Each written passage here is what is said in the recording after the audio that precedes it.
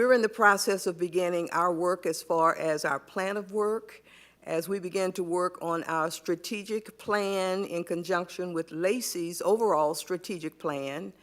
And we wanted this information gathering session to come early on in our process so that we had the benefit of those in the community that could help us as we work to guide and advise the city as it moves forward.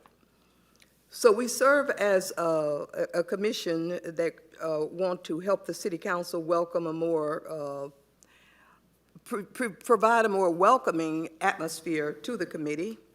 We want to be able to continue critical conversations on race and equity. We want to increase involvement from underrepresented community members as we move through this process.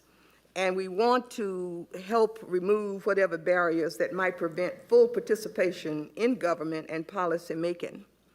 And so our purpose for being here today is to provide the first of 2 input sessions this week. This is the weeknight input session, and we've also planned a Saturday afternoon input session to try to accommodate a broad range of participation. And so we again welcome you, and I would like to just introduce my fellow commissioners so that we might get started and make the most of the 2 hours that we have together here this evening. To my far left, we have Commissioner Marquita Hart. To my immediate left is Cliff Brown. To my right is our student commissioner, and we're so fortunate to have her, Alanis Blackburn. To her right is Christine Stolberg, and then on the far end is Annie Clay. Our 2 remaining commissioners are John Hedgewood and Kim Sawyer.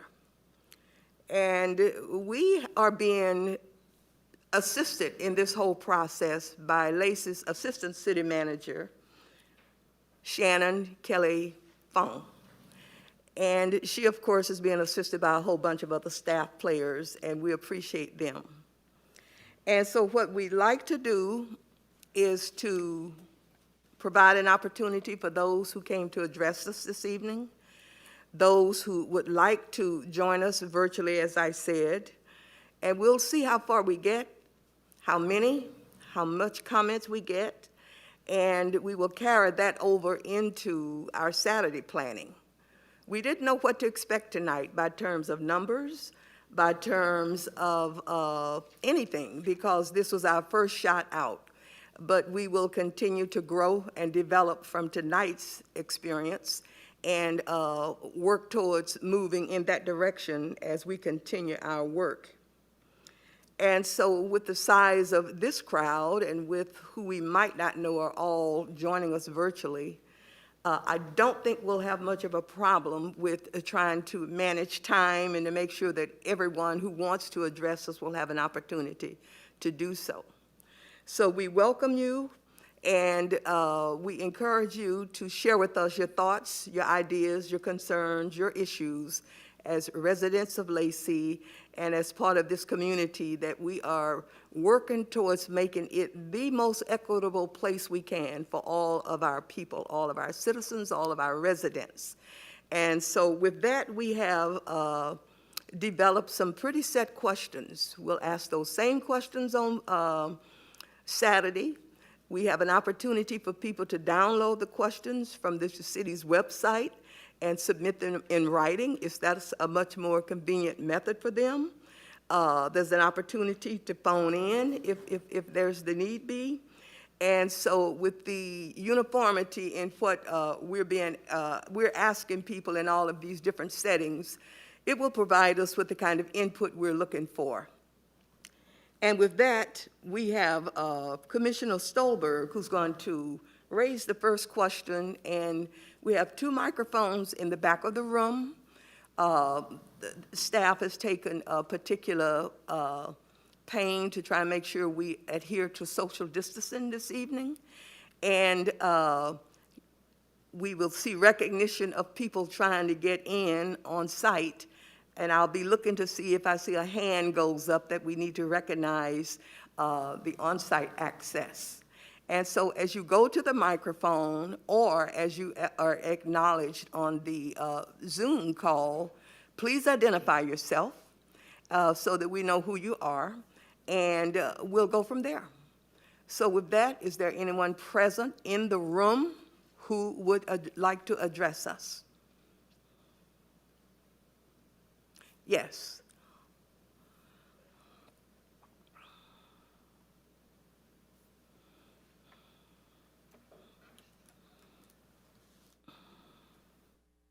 My name is Graham Sackerson, and as someone with a long history with the city of Lacey, I feel what you're doing and what we are starting is crucial.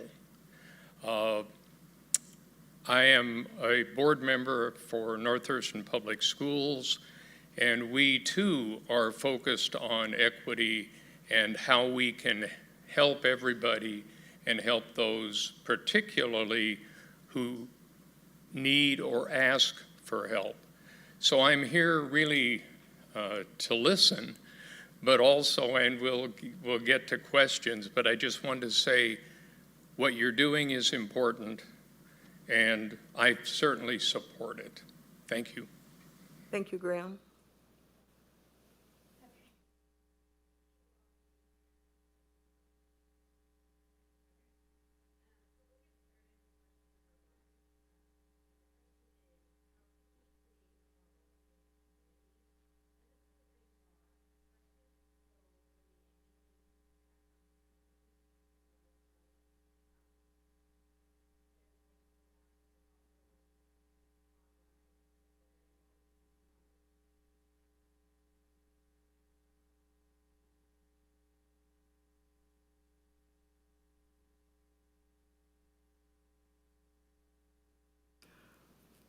So if you think this is a welcoming community and want to comment on that as well, you know, because it's all helps us to establish a baseline from which to begin our work. One thing that would help is to articulate and speak loudly. Us commissioners. Okay, Graham. Thank you. Is there anyone who would care to address the first question posed by Commissioner Stolberg?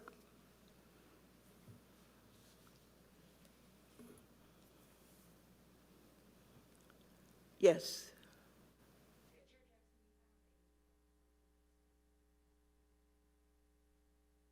Okay. Also, I'd like to recognize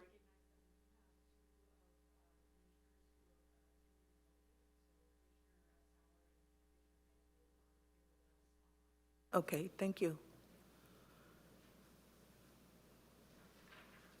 And who is joining us virtually?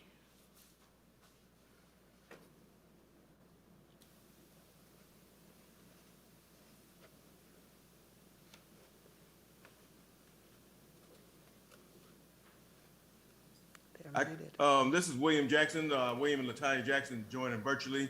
I can hear you as the main speaker, Mr. Jackson, but I cannot hear anybody else talking, so it's kind of hard for me to know what's going on. Also, the question that was proposed, but one of my questions is, we live in the urban growth area of Lacey. Is this session really designed to benefit us as well?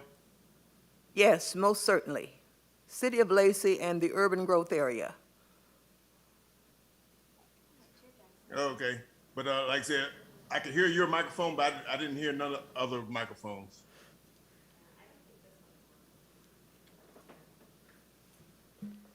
So Commissioner Clay and Stolberg, if you want to move down here to our two vacant spots, those mics are on.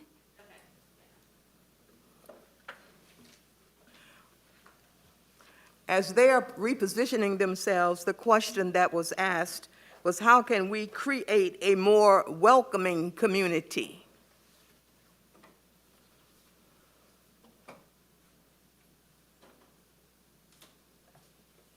There you are. We see you now. Thank you for joining us. Were you able to hear the question? Yes. Okay, thank you.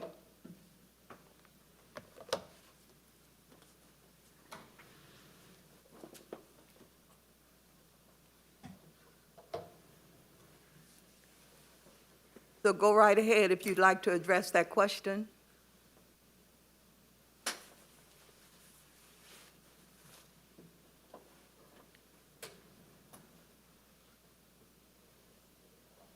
We're gonna take our time on that one, and we'll pop chime in a little later. Okay. Is there someone else that would like to offer a response to that question?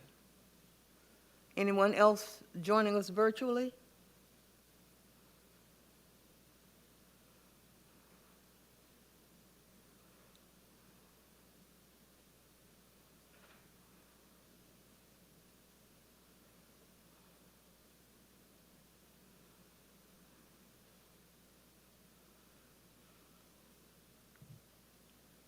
There we go. Welcome.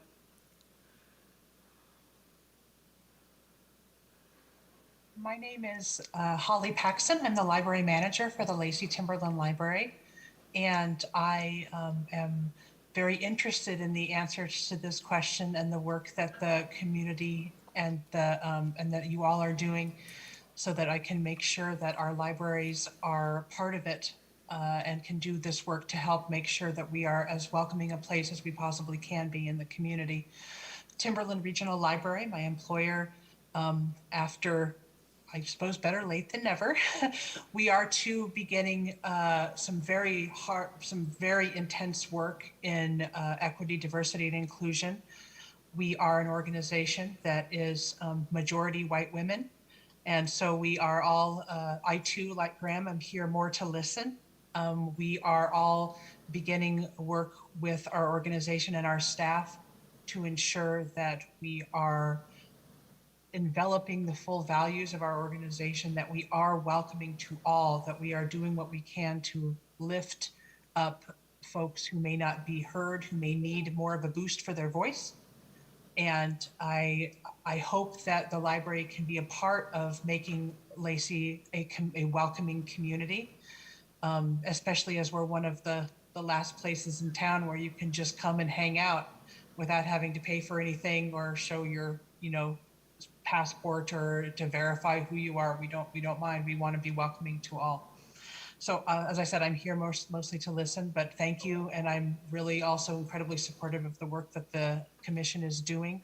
And I hope that we can help be a part of it to help achieve those goals.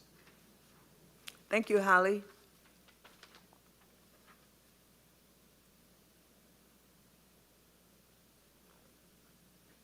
Is there someone else joining us virtually?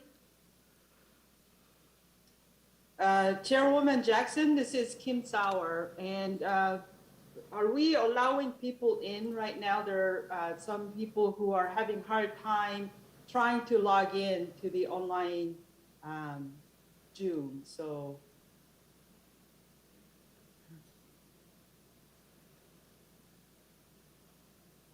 Kim, do I understand you to say there are lots of people trying to log in and having difficulty? yeah, I don't know about a lot, but at least one person texted me unable to log in.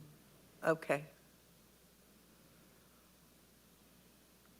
Well, hopefully they'll keep trying and are able to get in before we can conclude this. And I do see a list of other people who are joining us virtually. Are there any of you who would like to address this first question that we asked? How can we create a more welcoming community?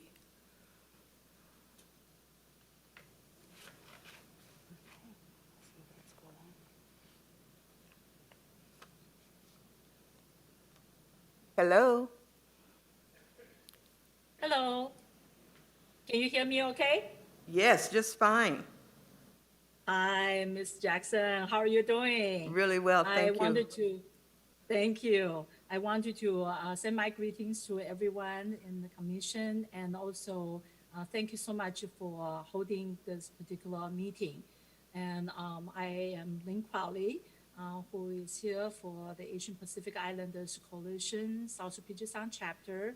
But I'm also a longtime community members who have residence in Lacey once. So I wanted to just say it's so wonderful to know that City of Lacey is going to be having conversations about this.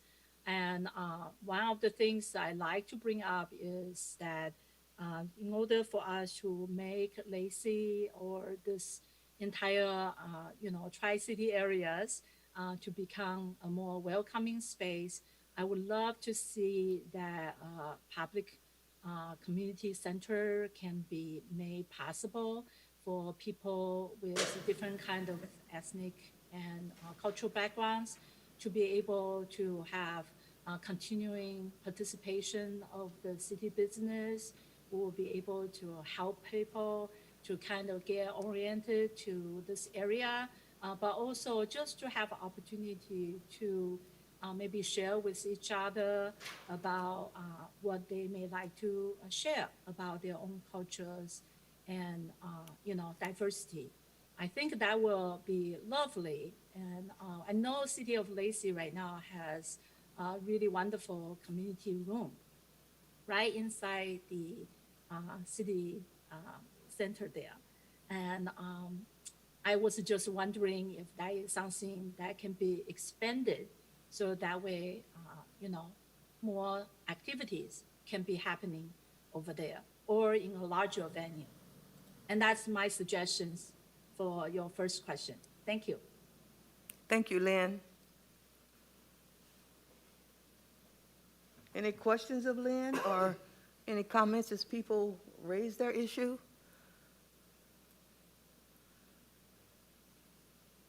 Okay, we had another person.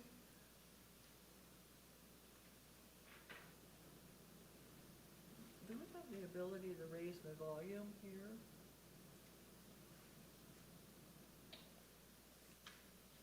Commissioner Clay, I will check in on that, and I hope we can turn it up a little bit.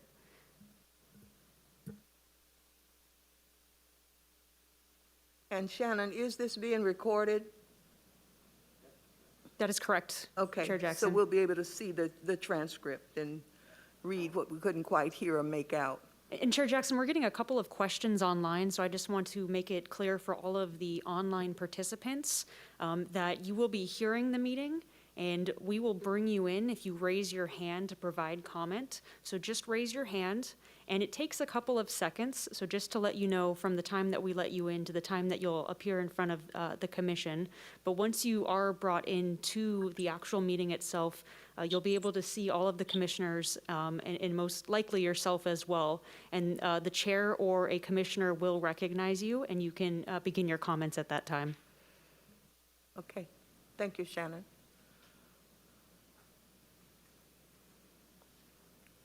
Is there another hand of someone trying to get in? Chair, we did have Jocelyn. She is unmuted but not on screen.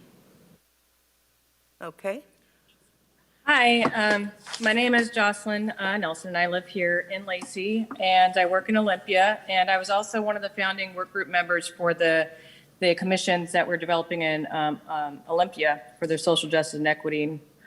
And I came to also comment here in Lacey. I've been living here for the last 7 years. And what I've noticed in my perceptions on a lot of things is that I also want to focus on the individuals with disabilities. Often they are left out of a lot of the discussions, a lot of events, a lot of activities, a lot of public participations, simply because it's not a forethought in a lot of minds. We also know that if we can look around a little bit, especially during winter times and all the public accesses that we get to enjoy, makes it much more difficult for individual disabilities to also enjoy. And it's becoming a concern of mine, and especially within COVID, we have more individuals with disabilities at home and unable to access what is available. For an example, I know that there was a request for reasonable accommodations to attend these sessions. However, we also forget about the aspect of access. Access meaning that not everybody has the ability to attend in person and or maybe even on a laptop or their phones. And so how can we look at those that we're not reaching in full and make sure that we are also getting their input and perceptions on where Lacey should or shouldn't be, what we should keep doing and what we shouldn't keep doing. So we are looking at problems and aspects when it comes to technology for individuals with disabilities and in the BIPOC community also. So these are the things that I really strongly advocate that this commission looks at is, does everybody that needs to have access have access? If we're going to be an equity commission when it comes to social justice, we also want to make sure that everything's accessible on top of that to fully participate whatever direction this commission decides to take. So I really want to encourage that we also look at, last year with the snowstorm that came in, the sidewalks were not cleared. And so how does that affect people who are blind and low vision, on wheelchairs, new moms who rely on public transportation? They can't even access the public transportation portion. A lot of our events that Lacey does hold, it's very difficult for those with disabilities to attend. As usual, there's just a mass amount of people, very hard to move around sidewalks when you have wheelchairs. And how can we look about being more inclusive when we do invite these events and these projects that are going on in public input? I strongly encourage when we look at whatever direction the commissions go to see who's not at the table and invite them into the table. And I'm imploring that you keep disabilities in the forefront when making your plan on how to be equitable and how social justice was going to look for this commission. Thank you. Thank you, Jocelyn.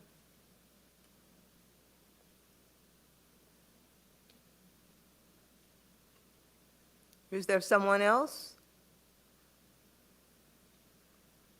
No other hands up. Okay, anyone here in the audience? Back on this first question before we move on. Yes. Chair, we have one more speaker. Okay.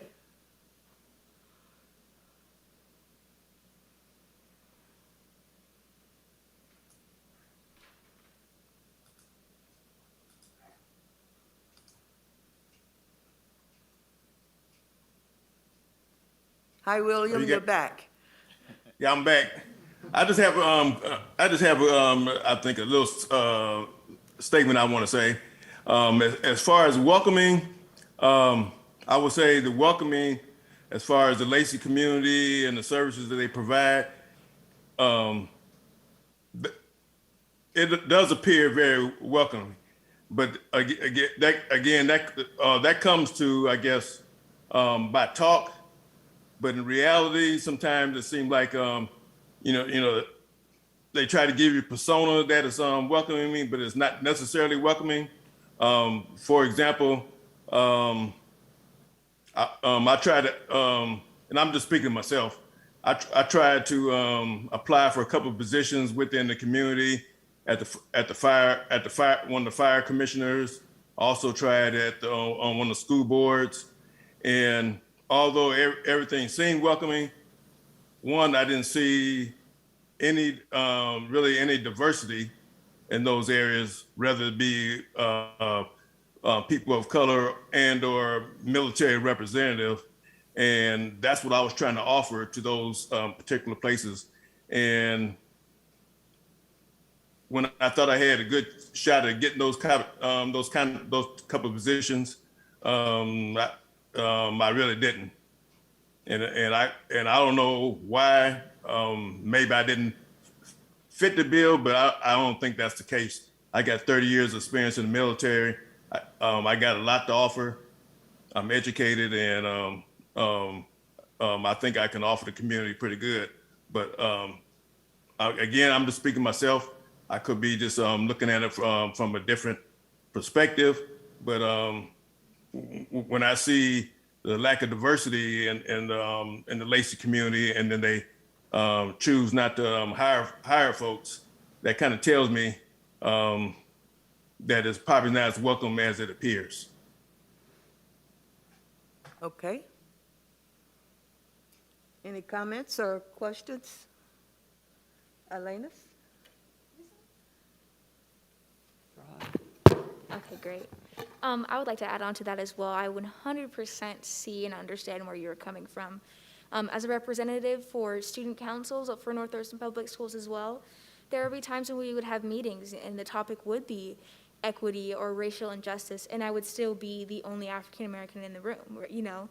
So it's like, why are we having a conversation about equity, but there's no equity even here in this room in the first place, you know? Before we even have this conversation about how can we include equity outside of this room, it needs to be in the room too. We need to have people of color representing and in these positions of power to have these voices and spread our stories. So I 100% agree with you on that. Any other comments? Yes.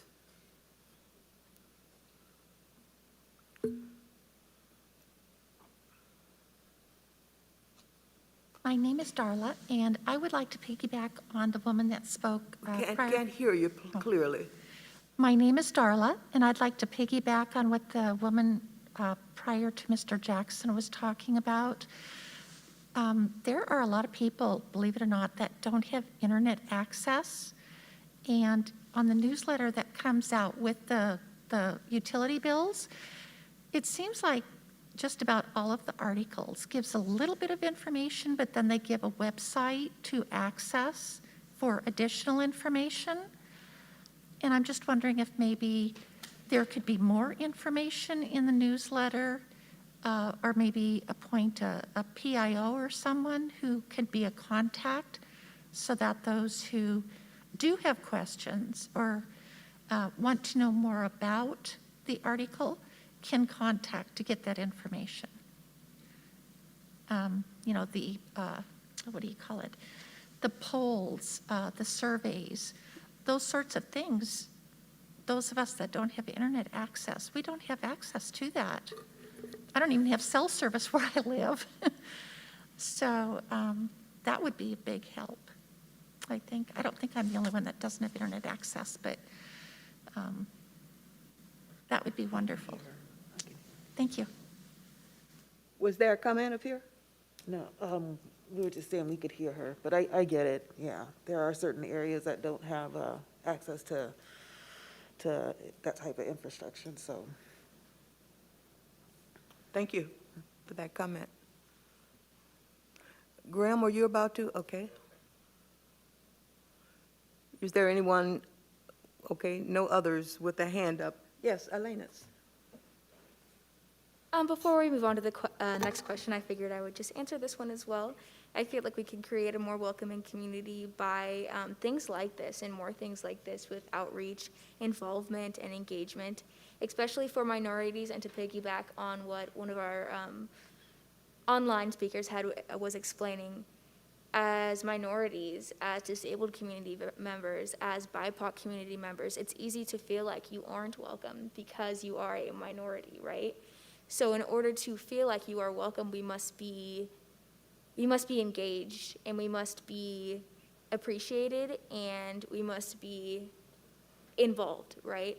So if there is no multicultural appreciation, it's easy for us to feel as though we are lower than or minority still, right? So if we had more involvement and engagement like this, I feel as though these minorities would step out and be like, oh, you know, the city hall does really want me here, and the city hall does really want me to be involved. So yeah, just more things like this, I feel like more frequently, more engagement within minorities in the community would make them feel a lot more welcome. Thank you, Elena's. And that's our youth speaking. Thank you. Any other comments on this question one before we move on to the next one?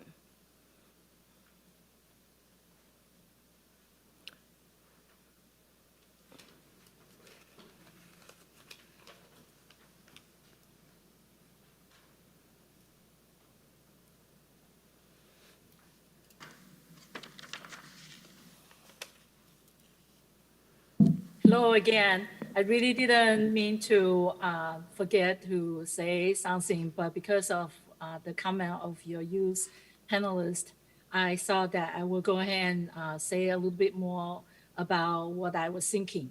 The reason why I was asking for the community center to be more readily available for people to use is because of what Elena's just, shared. I think we really wanted to have different kind of activities that can allow all community members to be engaged.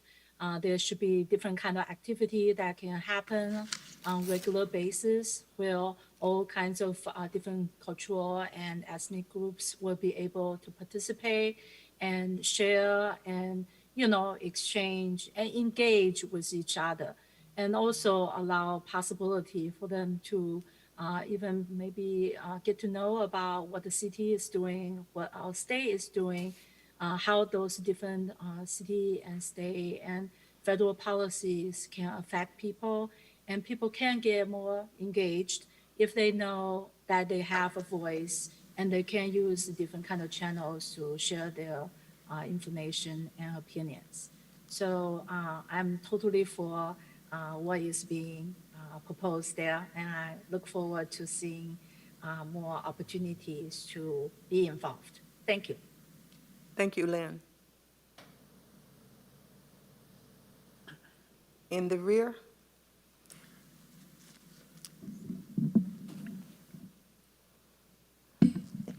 My name is Nat Jackson. I've lived not too far from here from the city of Lacey for almost 50 years. And we're still consider ourselves a part of Lacey.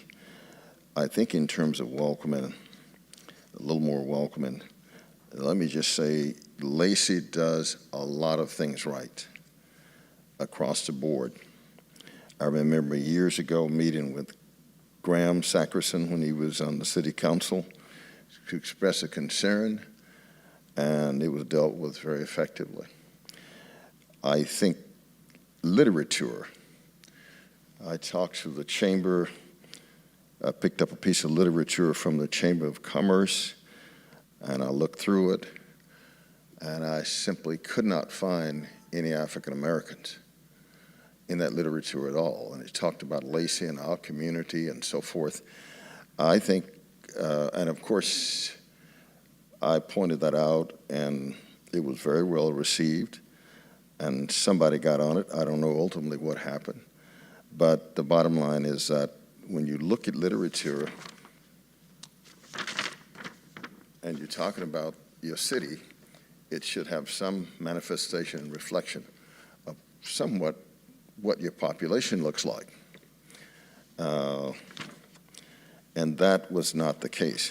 So I think just those kind of publication or publishing factors could be very, very helpful.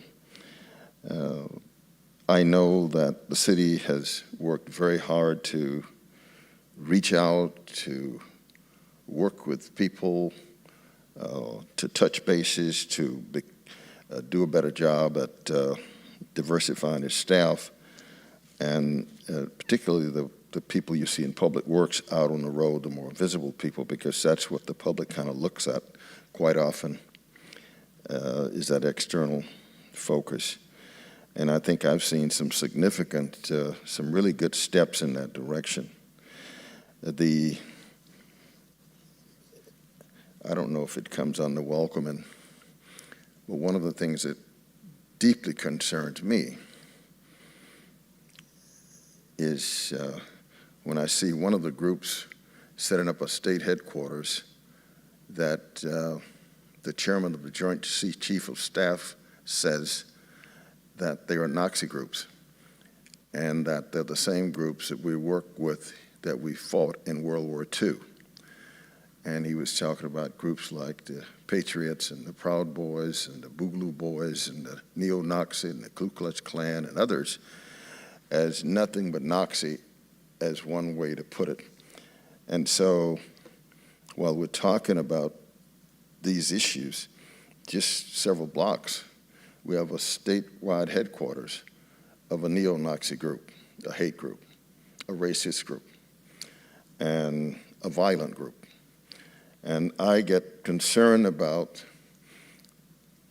the invariable relationship that somehow can occur and does occur in some areas where there's been an ingratitude with the police departments. And that becomes a concern and something that I think we need to be aware of. These groups' abilities I've seen in some other communities, not Lacey, to become aligned with police.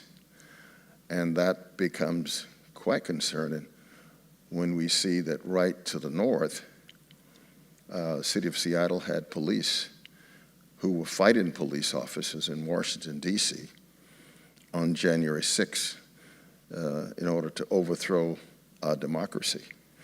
So I think these are things that we have to be really on our P's and Q's about. And that's all I have to say on that issue.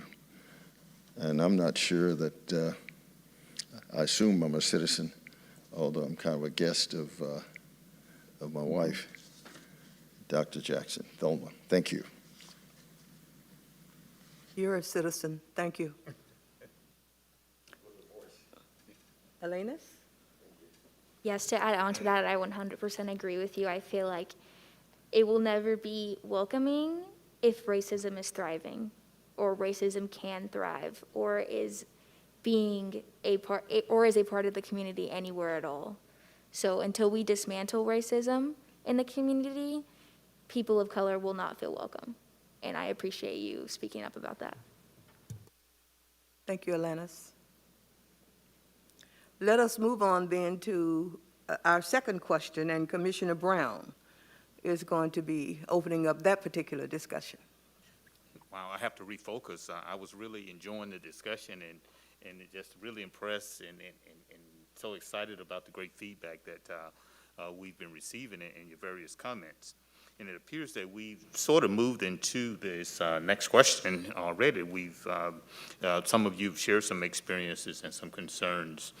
And so question 2 is, what concerns do you have about racism and inequity in the community? So this is more of a continuation of what we've started to discuss. So who would like to share, their experiences, their observations, and specific concerns you have? Yes, sir.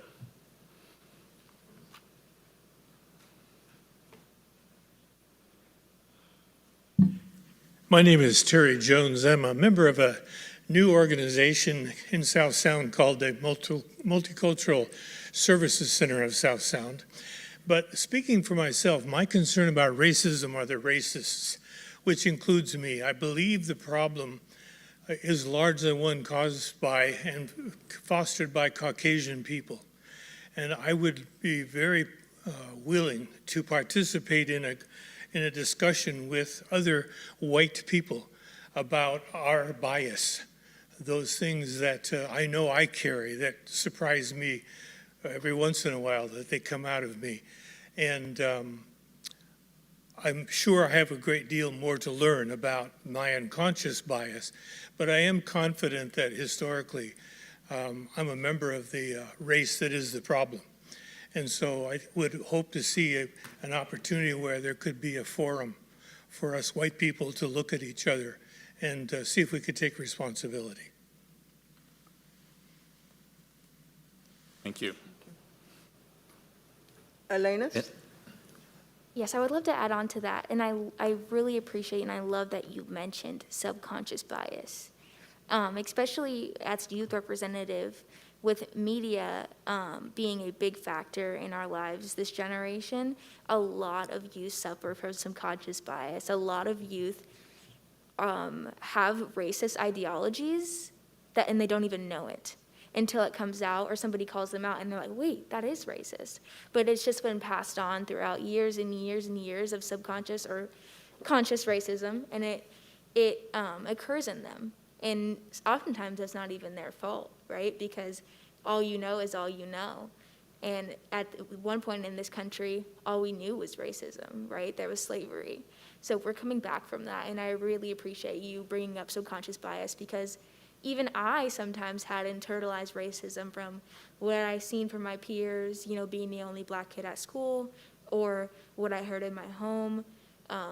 I had a lot of internalized racism, even about myself. So when you say that white people suffer from subconscious bias too, it makes total sense, because I even suffered from it towards myself, right? So I can imagine what that's like for you guys as well. Yeah, thank you. And I would just like to add that, you know, just before I ended my career and recently retired, this whole discussion on, you know, the unconscious bias and the question of white privilege and other things became discussion points. And the organization I was a part of was able to have those very critical and deep conversations. And many of the white employees were willing to have that discussion when others were not.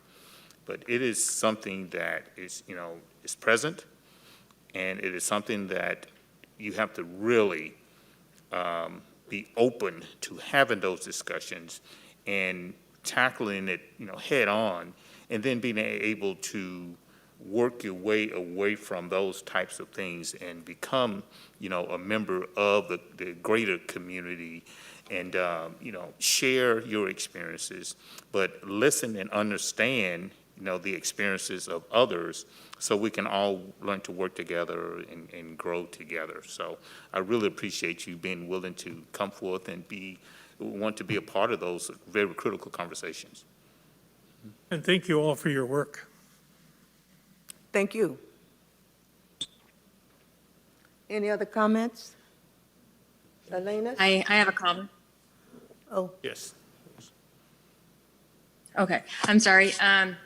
I'd like to add on to what was said. A couple of people before the last gentleman, and plus I want to agree with the gentleman being able to be vulnerable and state that, you know, he knows that he is part of the problem, and that's pretty huge to admit.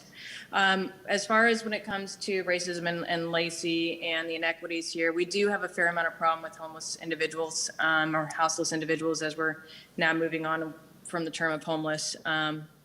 With an issue with housing here. Housing here is incredibly expensive. And the median income is about, I think it was $67,000 a year, which is quite a bit considering what the wages that are around us are not keeping up with the amount of inflation that's going on within Olympia, Lacey, and Tumwater. So we're seeing a lot more resources being tapped that are needed and not many that's being provided as much as there should be and supports. On top of that, we see a lot of bleed over from Olympia when it comes to their protests into Lacey.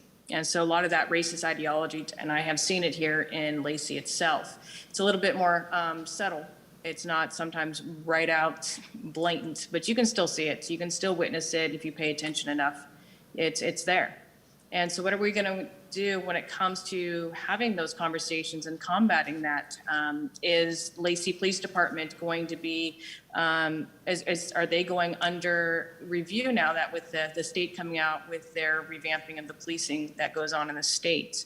How is that looking?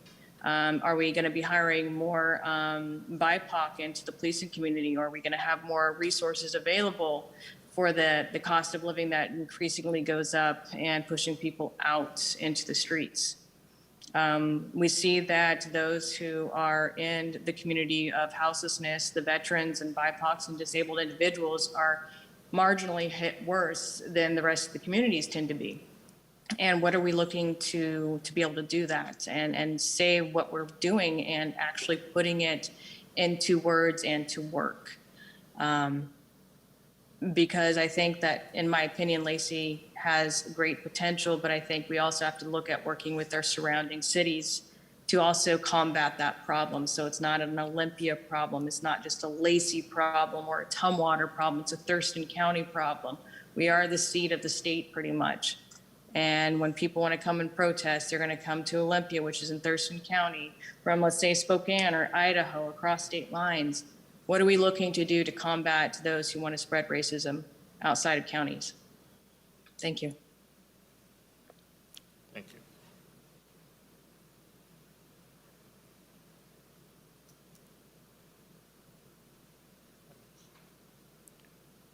have anyone virtually? Okay. Elena's hand is up here. Sit next to you. To respond to that comment, I 100% agree that we are lacking a big education factor in a lot of cities worldwide within Washington as well. We live in a systemically racist society, right? So people need to be educated with different ideologies than the systemically racist ones that we have been provided with in our U.S. history. So like a lot of kids my age will grow up and go to school for 6 hours every day, besides the summer, and still be yet to know about Black history or the suffrage of any BIPOC or disabled communities. And it's concerning, right? Because we spend all this time trying to get an education, and we are yet to truly have one about social justice. And I feel like that's a big issue, and a way to dismantle that is to educate our youth properly, because that is something that we are excessively lacking. There are plenty of white American kids my age who are yet to understand the issues involving racism in this country, and it's shocking to me why that occurs. At first I was like, there's no way you don't know that's not okay. I don't see how that's possible. And the reason why that I didn't understand that was because I had to see it from such a young age, right? They had the privilege not to know of racism. I didn't, because I had to experience it. I had to feel these feelings and see these things, and so I learned them so young, right? So if I am young enough to experience racism, these kids are young enough to learn about it and see the issues that are occurring in our community. So I feel like a great way to dismantle these issues that we are discussing is to educate our youth, and so they can grow into adults and raise children with no racist ideologies anymore.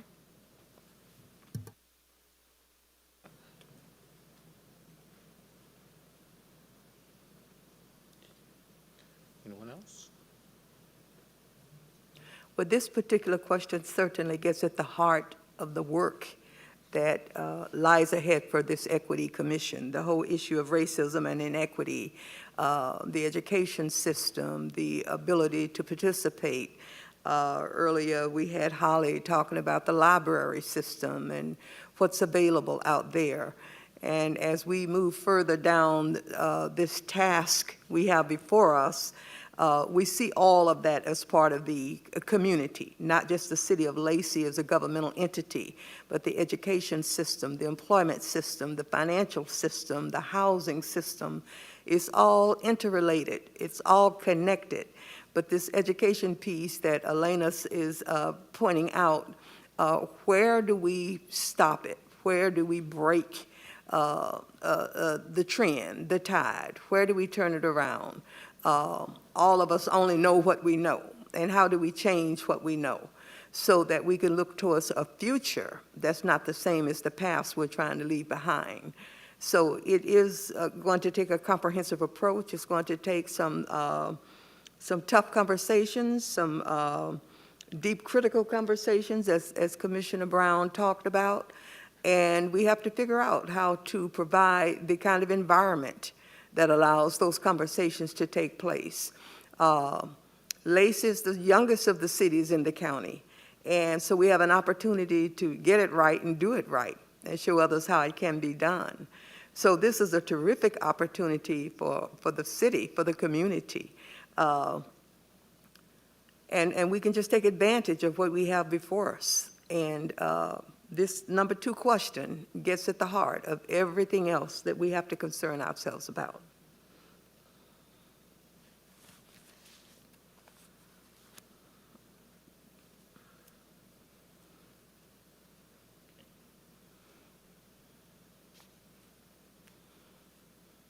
She said no other hands up virtually out there.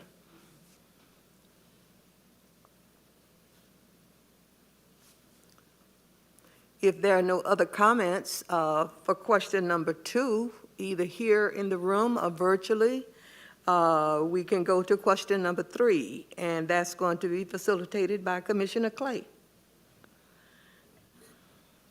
Yes, thank you. So the commission is committed to hearing from all voices, and in order to form a dynamic action plan that is working for everybody. Our intent is to create a safe, responsive atmosphere. And in order to do that, we need the participation from from all the community, different small communities that we have.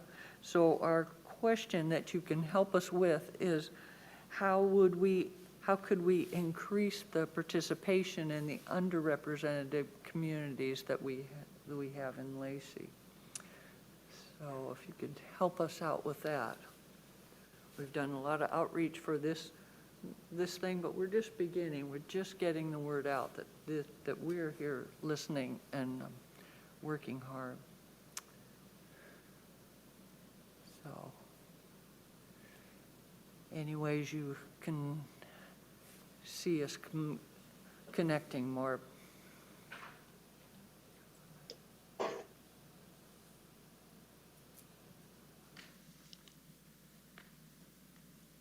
Graham Sackerson again. Just a couple of areas. We know during the pandemic that the lack of broadband across the county created problems for students, teachers, just about everybody. That's a mechanical thing, not a social thing, but it's something that we really need to work on. Another is we tend to use kind of generalized ways of reaching out to the community. And my guess is, my assumption, that it doesn't work for a lot of people.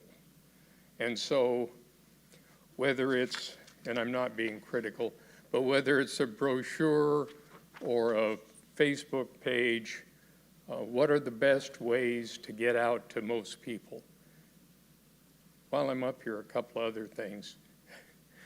The woman who was speaking about those with disabilities.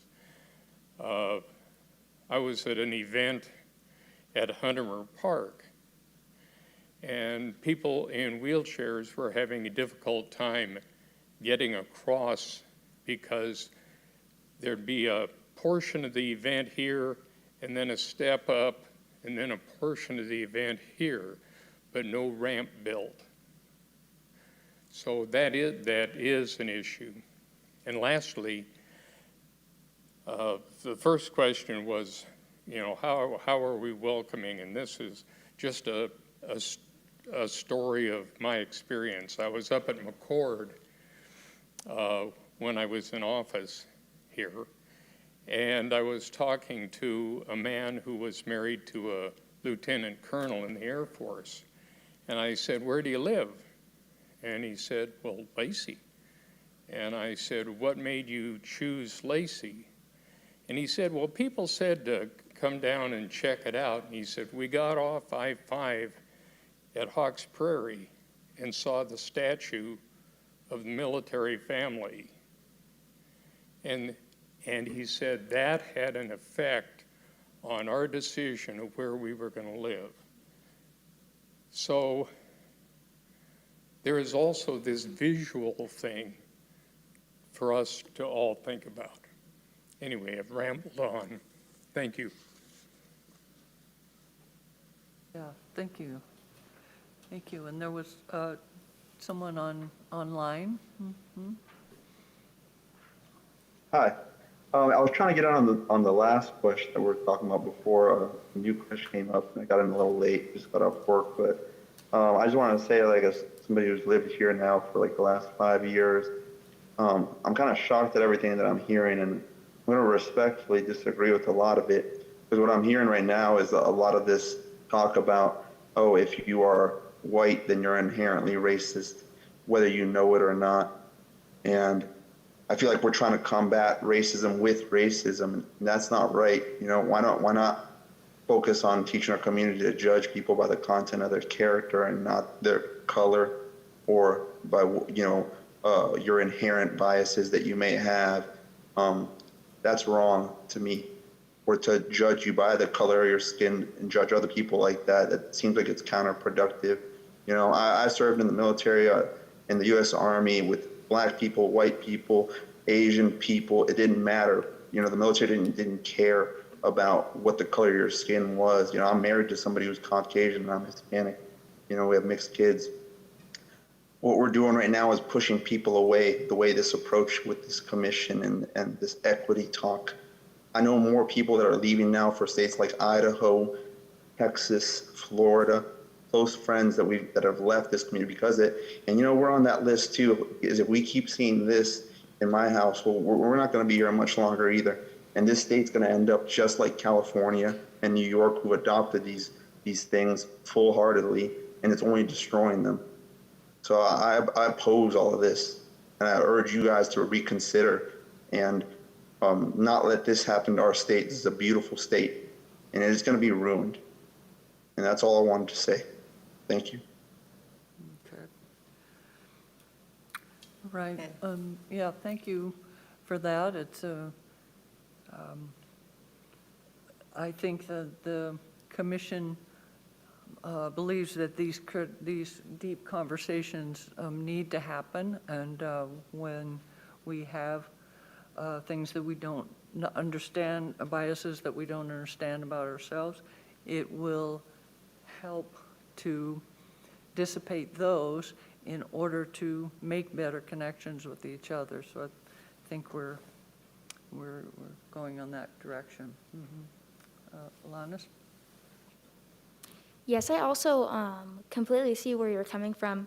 And unfortunately, I don't see necessarily where anybody said that all white people are racist. I think what the issue that we were trying to tackle was the privilege of not understanding racism because you never had to experience it, right? So a lot of Caucasian people in the community live their whole lives with a subconscious bias for the systemic racism that occurs in this country because they haven't had to live through racism, therefore they don't understand it.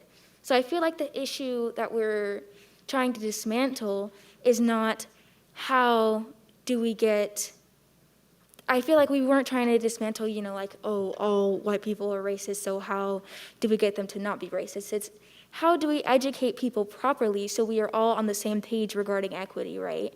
Because, like I was saying prior, I had to understand racism because I was experiencing it. A lot of Caucasian people in the community they had the privilege to not understand racism, right? So I feel like the question that we're really trying to ask is how can we educate people regarding this topic?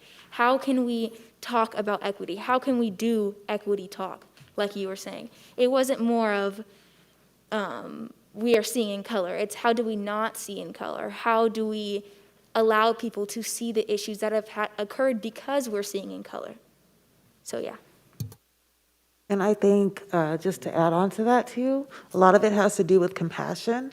So it's not a matter of, okay, well, this is how I grew up, because I could say the same thing being married to a person who is not a person of color, who lived someplace where he didn't have, he was considered to be the only Caucasian place in a village of natives. A lot of the times when we first met, they talked about, reverse racism. And so it's more about having compassion for somebody's experience. And I think that's kind of where everything stems from. Also, being a military family myself, a lot of people who never were in the military don't really understand what a lot of us go through when we have to give up and leave places that we love, people that we love. And I think our current condition and our current situation is showing us that if we choose to see it that way. So it's more about having more compassion for the situation and being open and honest to discuss and listen to somebody else's perspective than taking it upon yourself saying, well, that's not how I was, or I needed to toughen up, or this is how it is. It's more about stopping and listening and having a little bit of compassion and understanding and seeing where the other person is coming from. So that's what I need to say about that. Hi, I'm sorry, I keep answering all the questions, but I swear this question was made for me. And so I'm going to answer the best that I can, and also try to remain a place for what was discussed a little bit earlier. To create some participation, I believe it needs to be, and I know that not everybody's going to agree, is a targeted approach. Often with marginalized communities, they're not thought about. And so they automatically assume that they do not have a seat at that table, so why even bother joining? So it is important to make sure that we target that approach very beginning, that we want you here. We want to invite you here. So for an example, I work for the state. I also was running a statewide disability inclusion group. I'm also mixed. I am Native and white.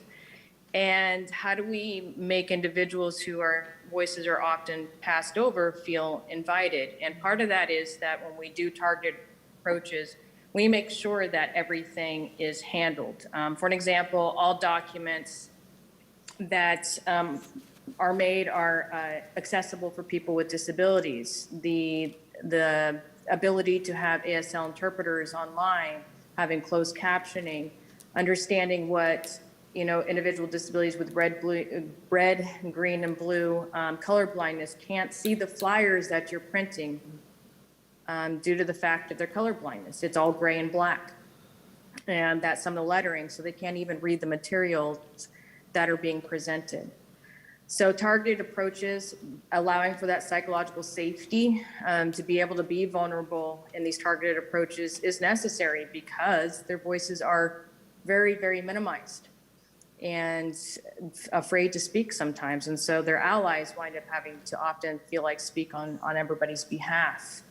Also, it's important that we recognize the land that we hold. And so making sure that we recognize the indigenous people whose lands we sit on is huge for engagement, especially with the Native community that Washington and other counties have worked very hard to have that relationship with, is holding that space of honor for those whose lands were stolen.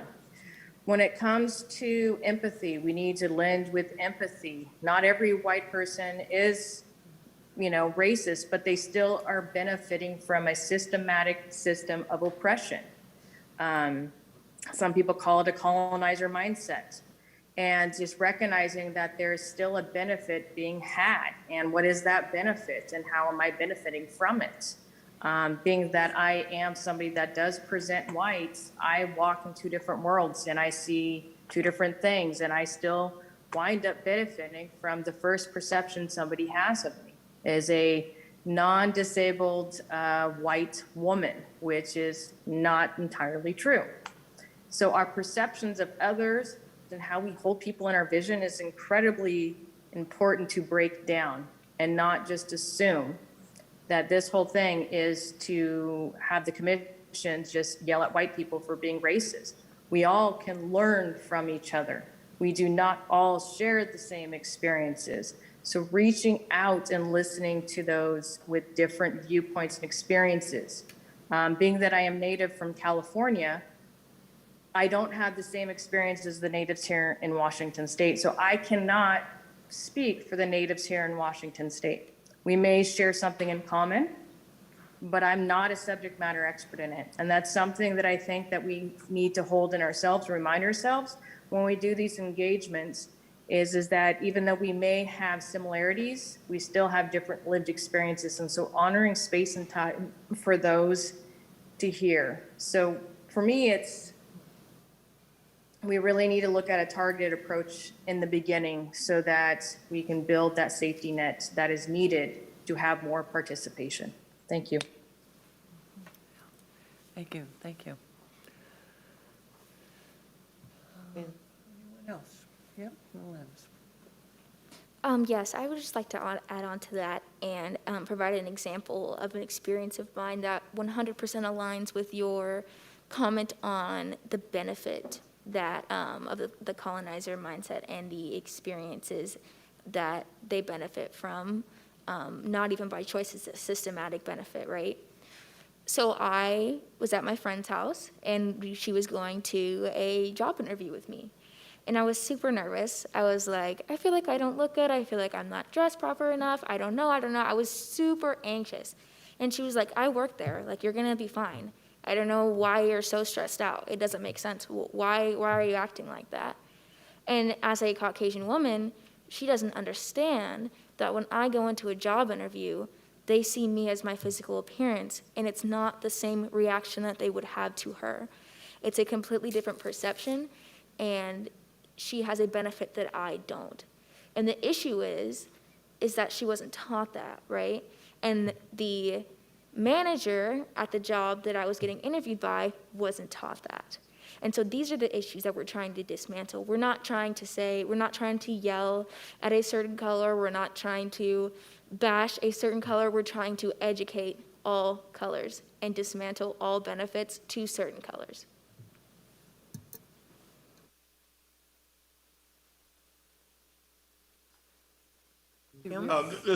This is William and Latanya again, and I came to address this, the third question. However, I want to start off with the gentleman that spoke earlier when he said we're going the wrong way about this.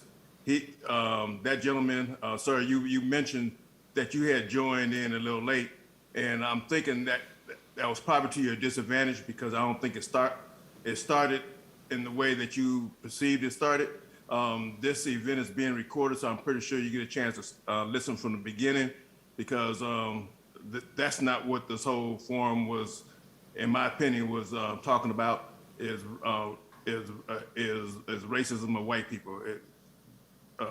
That part probably came in as you tuned in when that was actually brought up. But I think you have to listen from the beginning before you make any conclusions. Now, to get to the part about the how could we get the under reps involved in the conversation? Well, I did not hear about this meeting. My wife happened to hear about it because of a particular group that she belongs to. So the word is definitely not getting out.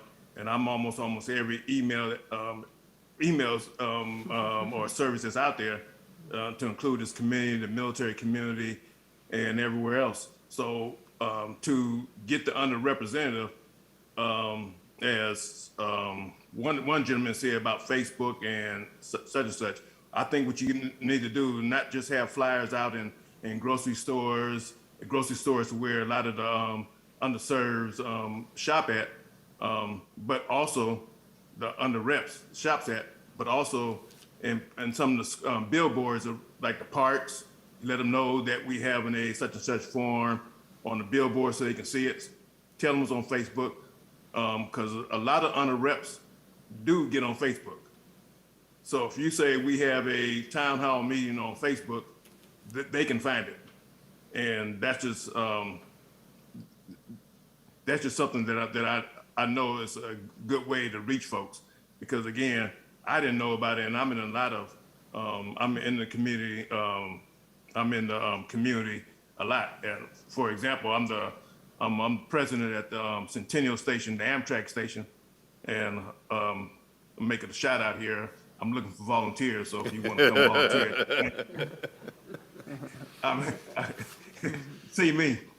But anyway, but I'm gonna go ahead and turn this over to my wife. She had a statement. Okay. So good evening, everyone. I wanted to address also the statement of how do we reach people that we may not be reaching? And I would like to say, just go directly to where people are. You know, be it school, park, Boys and Girls Club, you know, many different formats, because people are everywhere, even during COVID. Restaurants, you know, people are, I guess, fortunately and unfortunately still out.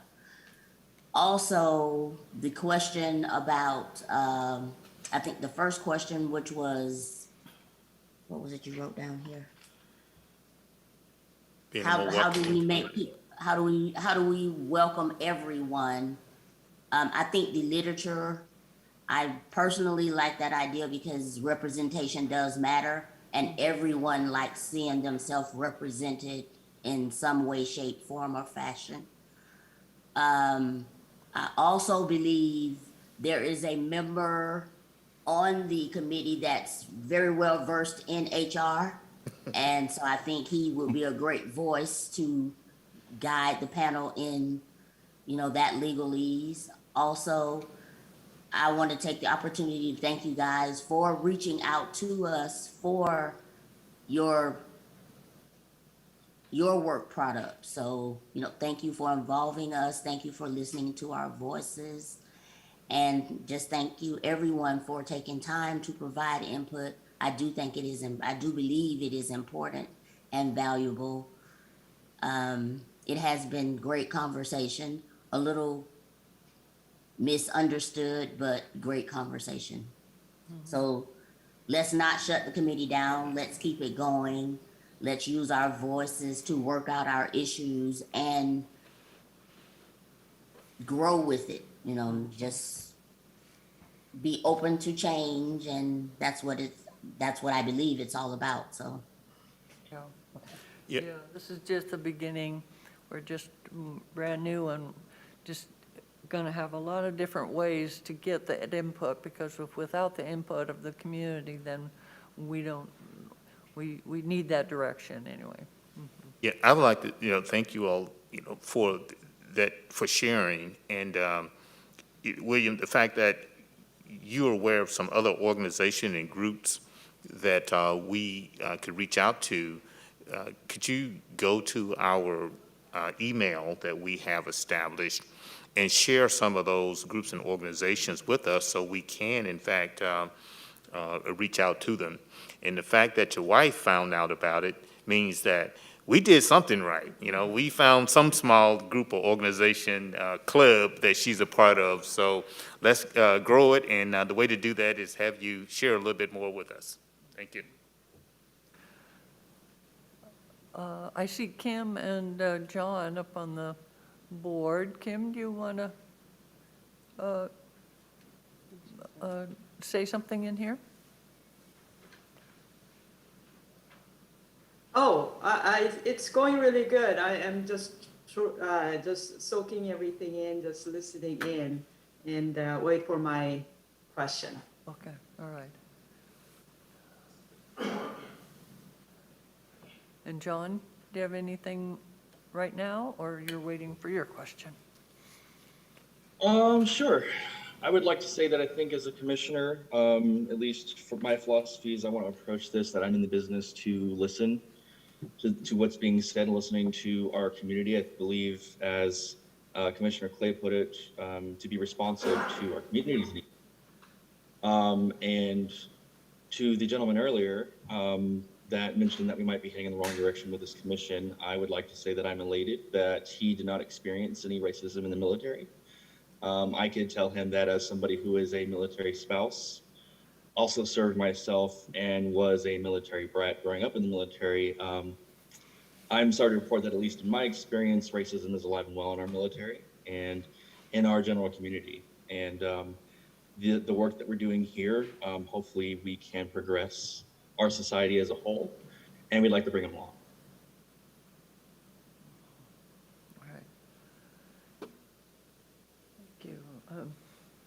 I would just comment additionally that we know we had a short start on trying to get this first listening session organized and in place, and materials out and outreach materials. And one of the things we are discovering is that we have communities within communities. And how do we access those secondary communities, be through church groups, be through organizations, be through social structures, and to learn, how the city of Lacey and its growth management area is somewhat organized and structured. And if we decide we want to go where the people are, we've got to figure out where are the people and who are the people. And so this will be a learning process that will benefit the entire community. Outreach has always been an issue. Some people know about other people, but there's many other people than just a core group of people of color in Lacey and the surrounding area. So if nothing else, that will be one of the outcomes of this process, is to really have a much better developed contact list of people, individuals, groups, organizations. So whether it's trying to get the word out about employment opportunities, get the word out about opportunities together, these conversations we're talking about, we've got to do a better job of helping the city come up with the mechanism to make sure that we are as inclusive as we possibly can be. And because it's a relatively new effort, we didn't have much we could just tap into at this particular time. And so more will get the word by Saturday afternoon session. And then as the word goes out that these two happened, and the next time they hear about the Equity Commission hosting a listening session, hopefully the word will have gotten out there more. But it's a new process, and we've got to work at it. We can't just, someone talked about it was Graham talking about the general and traditional mechanisms that we reach out to people. They've been ineffective, and we've got to come up with some more effective mechanisms to make sure that underserved communities can get the information they need in order to participate when they have a desire to.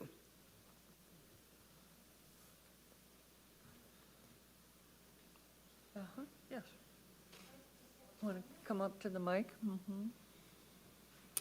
And try, if you can, speak real close to the mic so we can hear. My name is Darla again, and I'm wondering if y'all have a mission statement yet as far as what is trying to be done here. Inclusion, diversity, understanding, respect, that sort of thing. That might be helpful for people to understand what, excuse me, what we're trying to do or the goal to be done. Excuse me. And I'm, excuse me. And I'm also wondering about, I don't even know what they're called, the big flyer, the signs that are up on College out here, down towards Lacey Boulevard and Pacific Avenue. I've seen them up for car washes and different things, and maybe we can use something like that for advertising, at least to get the word out that this is being started in our community, and we would like input and advertise for meetings to be held like this.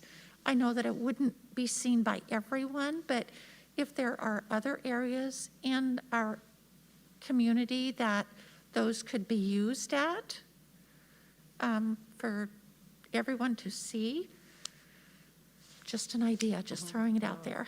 But I think a mission statement would be really good too for people to understand what it is that the banner is a great idea. As the mission statement, we are in the process of developing that and the strategic plan. Good. And we said we want input from the community, as you know, right in the beginning. What are your concerns, so that we are sure that our mission and our strategic plan meet the concerns. Yeah, I think And then inclusion, we diversity, will definitely want- understanding, respect, that's all encompassing. I mean, it's not just a cultural thing, it's everyone. Everyone is a specific culture. Everyone has specific abilities or disabilities. So I think it's just a mankind type issue. It affects everyone. I applaud you guys. I love it. And in addition to that mission statement, we're also developing a vision statement. What do we want this community to look like? And so our work is, how do we get there? And so the mission and vision is a key. They are two key parts of our work coming up very, very soon in what we're doing. Hi, Jocelyn again. I want to just, I know this is a population that sometimes we overlook, but our elderly population, so looking at senior citizens, making sure our newsprints are large enough or any flyers that we put out is large enough print for those to read that might need it. But one of our aging population that I've noticed, they're often excluded almost on everything. And we could use some of their knowledge. They've been around and can tell us a story, tell us a thing or two we don't know yet. And so I really want to emphasize that we don't forget about our aging population who could be a really huge asset, hopefully, to moving this forward. Thank you. Great. Then we will have a fourth question that Commissioner Sauer is going to facilitate for us. What barriers have you seen or experienced in participating in decisions that impact the community? So Kim is on the screen, and Kim, go for it. Okay, well, Chair Jackson already read the question, so if you could please share what you think, you know, the barriers, or if you have experience, and if you can please share that, that would be great. I have asked, just a personal note, that I have asked a lot of my Korean community members to participate, and I believe they have participated in the survey questions, which are asking the same questions. So I hope at some point that we be able to tap into that as well. And yeah, tonight a lot of people kind of out of power and stuff like that. So people who try to participate through online are having a little bit of an issue. So that's kind of unfortunate. Luckily, they can join us on Saturday.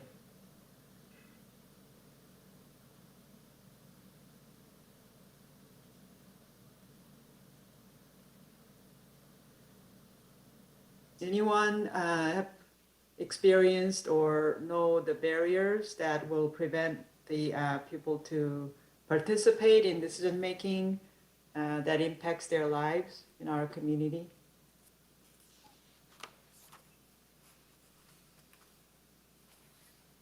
Hi, I'm sorry, Hi, I feel like I'm Jocelyn. monopolizing time, and I apologize. I do a lot of work in the community on the state level and in different city levels, and a lot of barriers that I have seen is access to resources, access in general. We've talked a lot about that in today's meeting. Is you know, not everybody still has internet. Not everybody has the technology that is needed to fully participate in any type of public governance. And it's difficult. Housing is another huge upcoming barrier for a lot of individuals, along with financial needs. As we've seen in the pandemic, a lot of people got hit pretty hard financially speaking, and a lot of people lost jobs, a lot of people lost housing, and a lot of people in need. And we see with the household population has climbed pretty rapidly and steadily. How do we address the systematic barriers that they're experiencing at this moment with the lack of access? When it comes to, and again, I'm speaking within the disability community, there's a lot of accessibility issues. And one thing to be mindful of for me, every time I go and talk about disability issues, is that each marginalized community handles disabilities incredibly different. Their approaches are incredibly different. And even though there is a generality of what's called a universal access, where you make documents accessible, you provide for closed captioning, there is many that don't even have access to those in order to be able to handle these community responses. So what are we doing to think outside of the box and address those barriers besides the most obvious ones, wheelchair ramps, cleaning up the sidewalks so those with wheelchairs can use them pretty regularly, but to engage the community the way that we're hoping that our community members engage. And what does that look like? What is that going to address? How are we going to be culturally mindful when it comes to addressing everybody's community within communities? on what that looks like. And so there's a lot of barriers there because we have a tendency to approach a one-size-fits-all mentality. And even in the DEI world where I work at the state level, we still see that mentality as a one-size-fits-all shoe. These are the trainings we're going to give. Everybody's going to like it. And that's not the case because it's still overlooking vast amount of populations. When it comes to marginalized populations, disabilities touches everyone and everything. And so we need to look at the intersectionalities and those barriers and what do those look like? And how do we be culturally appropriate when responding to those resources or needs and everything else? So a lot of barriers is we're seeing a huge increase thanks to the pandemic on desperate needs right now. Thank you. Thank you, Jocelyn. Anyone else?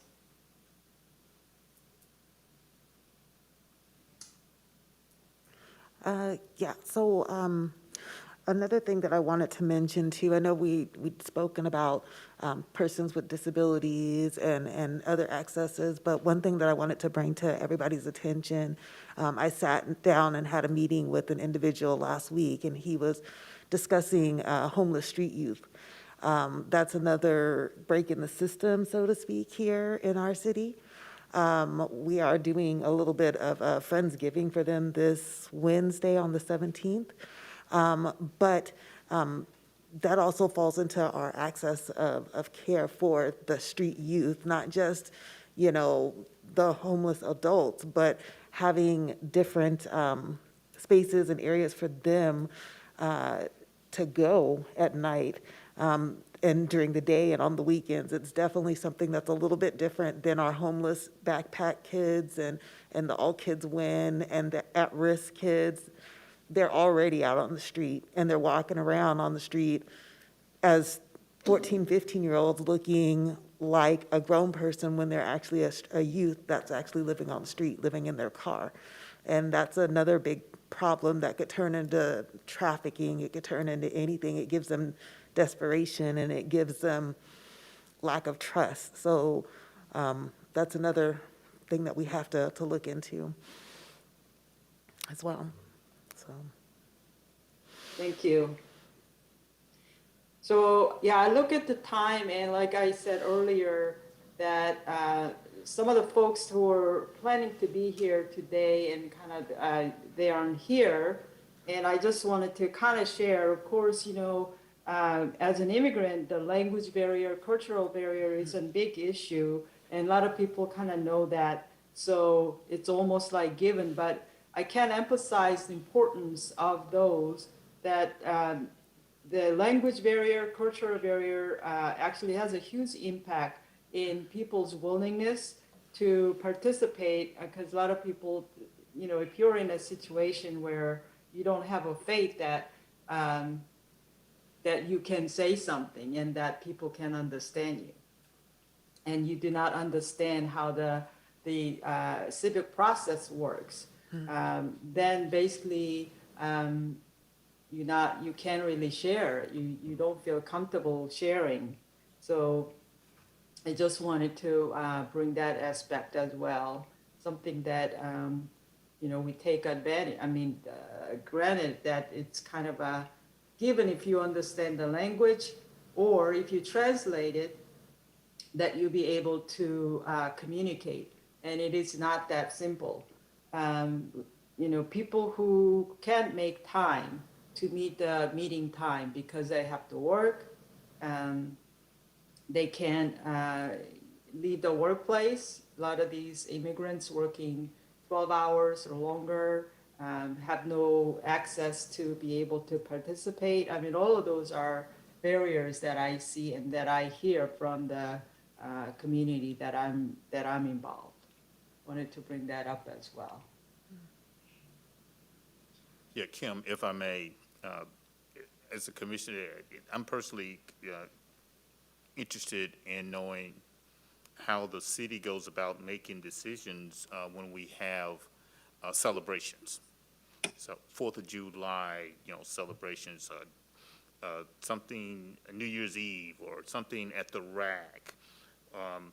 how do you grow your organization list of participants? You know, who do you reach out to? Who's left off of that list? You know, who can have booths? You know, how much diversity would we see if we go to one of those celebrations? You know, today. You know, they're going to come back, and they're going to come back stronger. You know, with the pandemic, you know, easing a little bit. So that is something that, you know, I would be very interested in, and we'll keep an eye on as we move forward. You know, one thing that we've talked about is the Juneteenth. Now it's a new holiday. And there's been a Juneteenth celebration, we understand, in the community for 40 years plus? 41 years. 41 years. Yeah, I lived here 30 years. I didn't know about it. So now, embracing that celebration and growing that and make it a true community celebration is something that we're interested in, and I'm very interested in it. And are there others out there that celebrations that occur that we can truly make a community event versus, you know, a portion of the community's event? Thank you. Yeah, that's a great point. I mean, someone earlier mentioned community within community. And so if we just have these silos and not really understand, we'll definitely have that. We'll not be able to break that out and make more connection. Yes, and also just to add on, I feel like a really big barrier, once again, is the education portion regarding underrepresentation and culture within the community. For example, I wanted to mention the dysphoria of being African American, right? Because we're too white in the black room and we're too black in the white room. So it's kind of a dysphoric environment between, am I African or am I American? Because my last name is white. I don't know my African last name, my African descent, or my African culture. It was all completely torn out of the pages of my ancestry. I have no access to it. I know nothing about it. All I know is Lacey, Washington, where I've grown up from, right? So it's like when I go in a room full of black people, they're like, why do you talk like a white person? Or if I go into a room full of my white friends, it's like, why are you too much of a black person, right? So it's kind of hard to find an environment that doesn't surround or provide these barriers. You know what I'm saying? It's kind of hard to find an environment where these barriers don't exist, where that dysphoric environment of where do I fit in this society doesn't exist. It's hard to find those areas, right? So it's hard to have a impact on that decision as a youth member, right? So when you're in grade school, when you're in elementary, you don't really have a decision on what you learn in school, right? So it's time that we take these issues into consideration and dismantle these barriers, because that way all these things that we are experiencing can no longer exist. Thank you. Commissioner Hart, if you would take us into question 5. Thank you. Welcome to windy Washington here in Lacey. Over the course of the night, I've heard a couple of things that have kind of hit today's topic for us. My question is, did you experience any barriers to your participation today?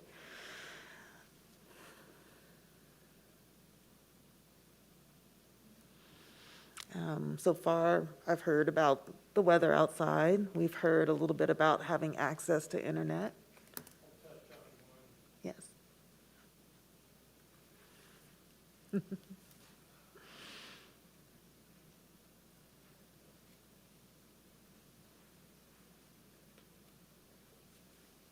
You need to find a solution for the masks. Most everybody's comments are so muddled that an old guy like me has a tough time understanding it. Now, whether it would be permissible to do like I'm doing so that you could articulate and be understood, that's a decision by somebody else. But I think we need a solution for that issue. I'm not suggesting that it be one or the other. Thank you.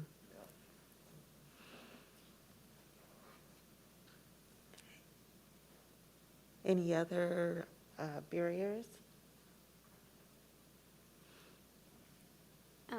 Commissioner Hart, I have been hearing, I think, internet, you said, weather, and the literature. I think a couple of people brought that up, and it sounds like the literature isn't working, the internet isn't working. So I'm wondering if anyone here has any ideas of what would work to get the word out.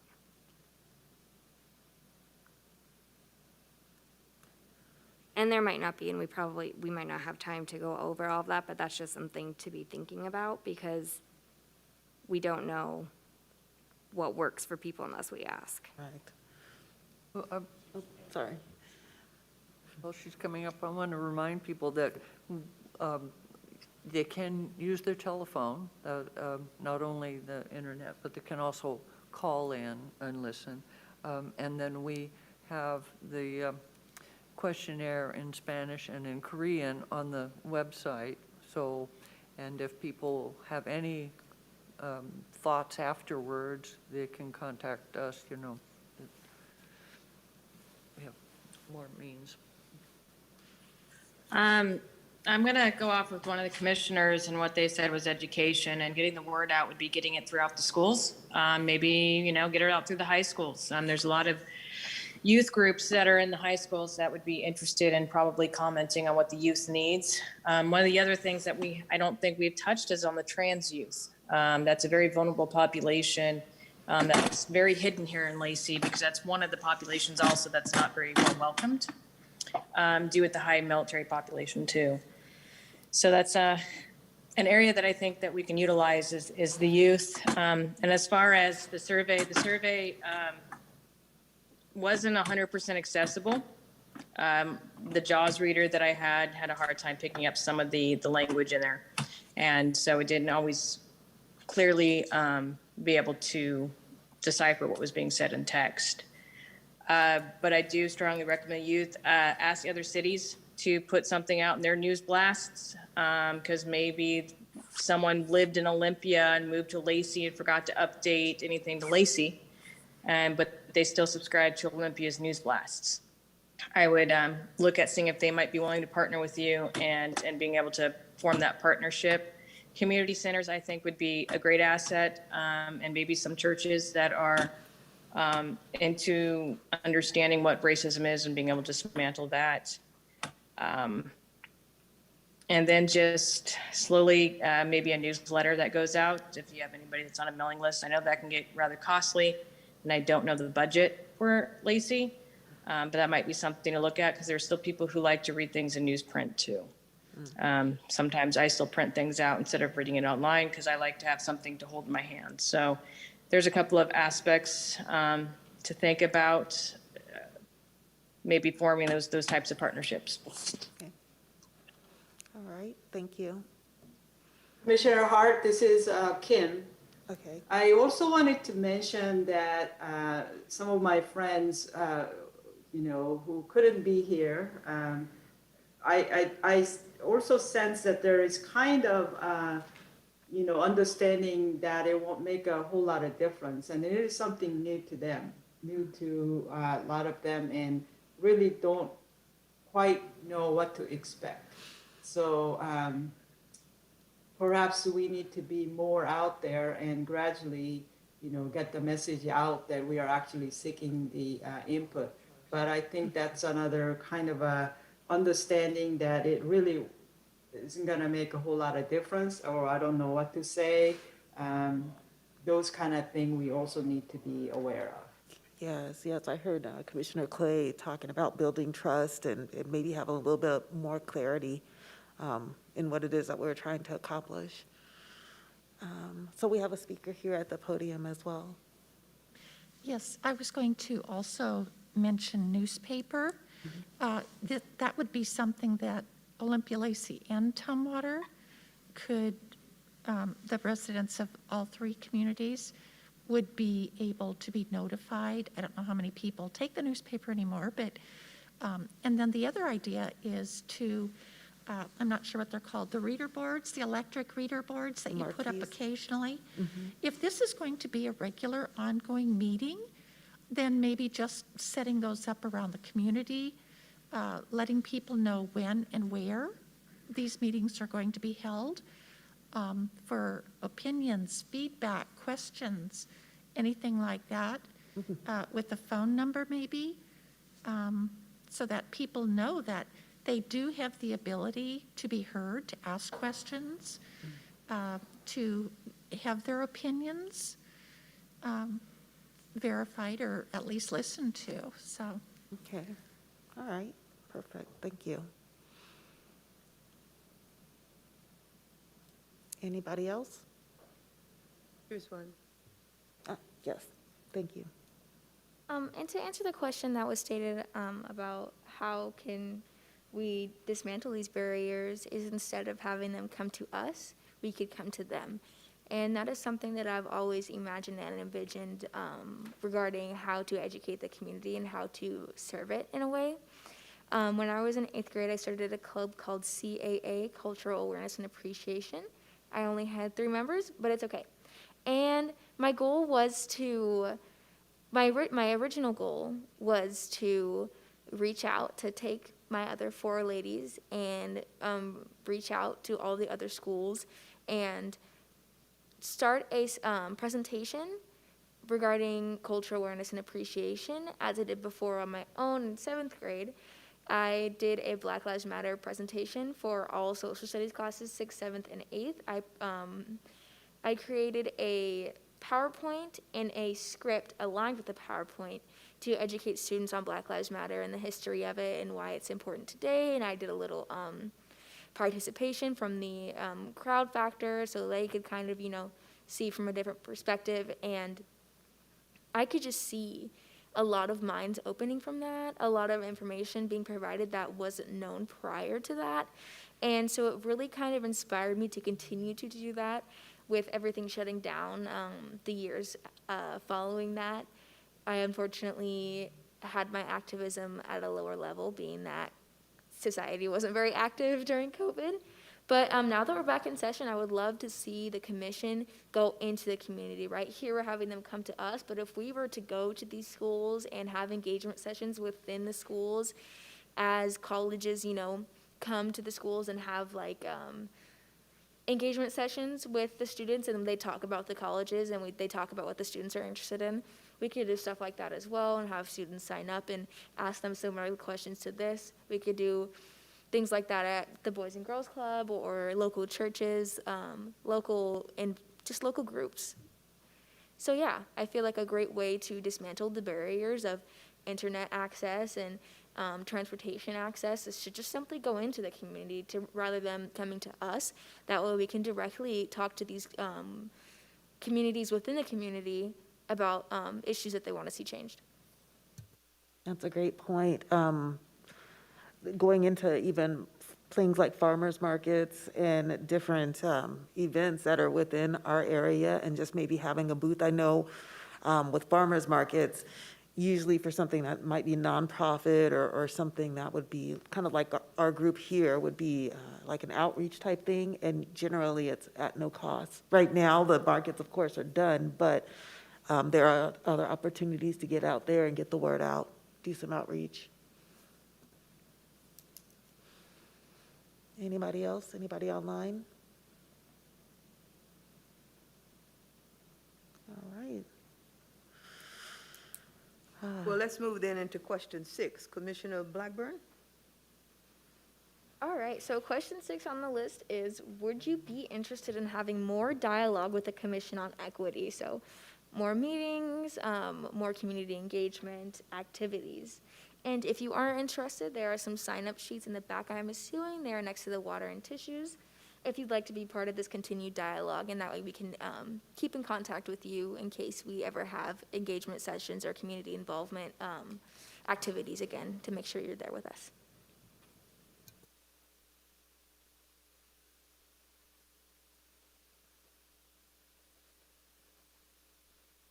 Commissioner Kelly Fong?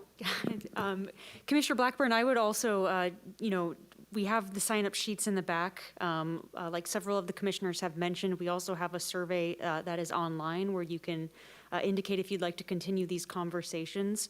You can also email the Commission on Equity at COE@CI.LACEY.WA.US. You can find that email address online at the Commission on Equity's webpage on the city's webpage.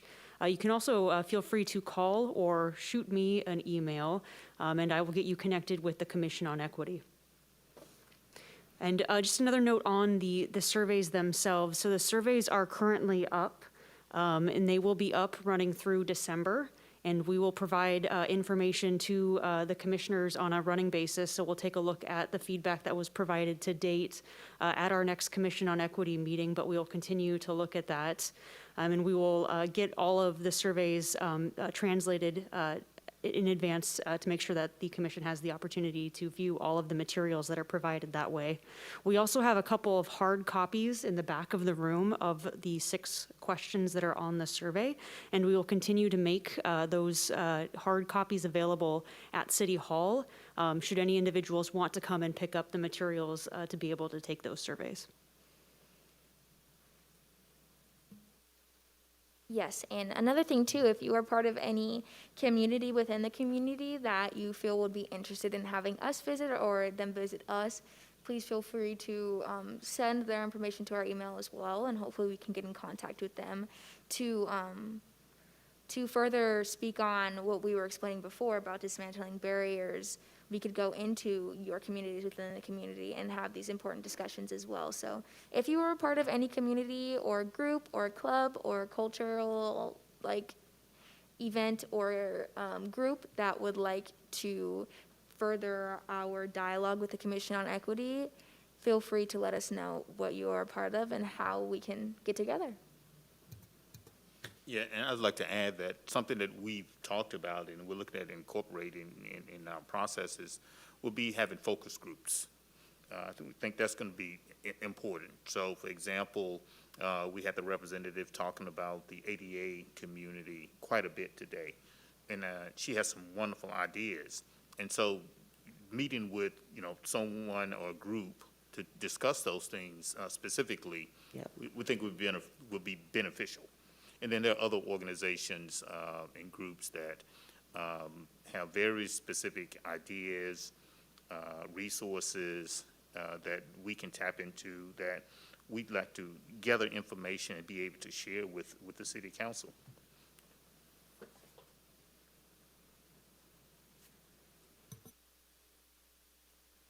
Any other comments before we go to Commissioner Hedgewood to close us out?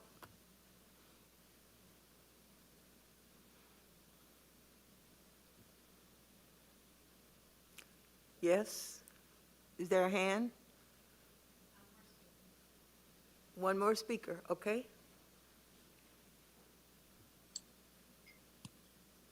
I just want to take the time and thank you for having this session. I think it's incredibly important that we hear from the community and different ideas and directions. And I think that it's a great first step on getting there. And I deeply appreciate some of the vulnerability that others have shown, and our youth. Alanis, I believe that's your name. I am so impressed, and I applaud you for speaking your truth and speaking so to the point of everything that's going on. And thank you. And I thank the Commission for having these engagement sessions, and they are incredibly important for the community. And if I could ask the commissions if they'd be willing to do land acknowledgements also, that would be nice. Thank you so much. Thank you, Jocelyn, for your participation this evening. John? Hi there. So as mentioned previously, this is going to be a starting point for the Commission on Equity. We have a lot of things going forward. This is just kind of the starting point for us to kind of get a gauge on what we can do to help our community and listening and being responsive to our community's needs. So the final question would be that if there's anything else that anybody would like to add, or if we have any commissioners that have anything that they would like to say, or any audience members that have any parting thoughts to share with us.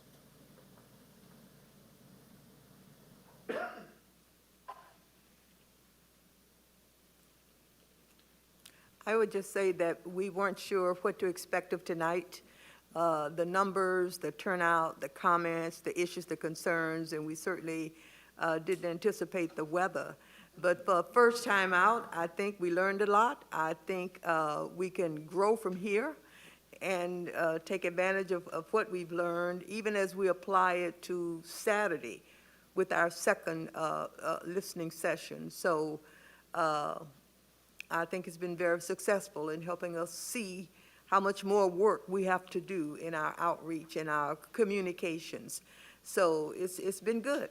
It's been good. I'm pleased.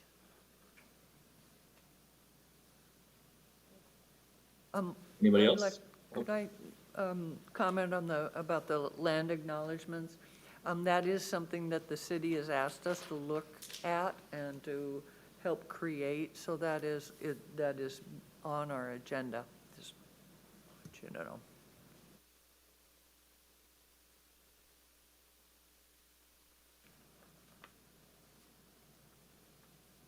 Anything else from any of the audience members or any of the commissioners that have any final parting thoughts?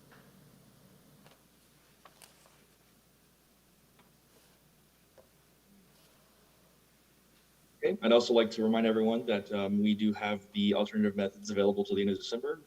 Also feel free to email us at the COE at ci.lacy.wa.us. And we also will be doing those focus groups, so we're looking for signups. Those are available physically at City Hall.